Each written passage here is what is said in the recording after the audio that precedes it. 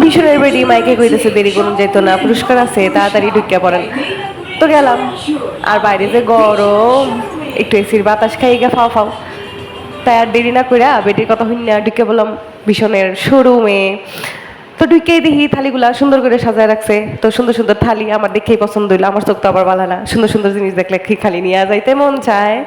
তো নেওয়ার কি আর সুযোগ আছে, সুন্দর সুন্দর গ্লাস যে দাম, 150 টাকা করে একটা গ্লাস, কম দামি গুলা পছন্দ না, নজর খালি উপরের দিকেই যায়।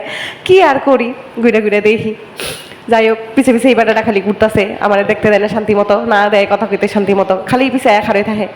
কি কইতাম, আরে বেটা আমি শোন না, বেটা মনে করছে আমি চোর, চুরি করে লয়ে যামকা এত এত সুন্দর সুন্দর গ্লাস থালি বাড়ি। তো গ্লাসগুলো দেখে আমার পছন্দ হয়েছিল, টেহা নাই তাই কিনতে পারলাম না। কারো যদি মন চায় আমারে গিফট করতে চাইলে গিফট করতে পারেন। এই দেখেন বেটারা গুলা খালি পাকাপাকি পারতেছে, মনে করছে আমি কখন কিনিয়া যাই। যাই হোক, খাবারেরও আলাদা, সব কিছু আলাদা আলাদা রাখা, যার যেটা মন চায় কিনা লয়ে যাইব। তো ভিডিওটা কিরম লাগলো কমেন্ট করে জানায়েন।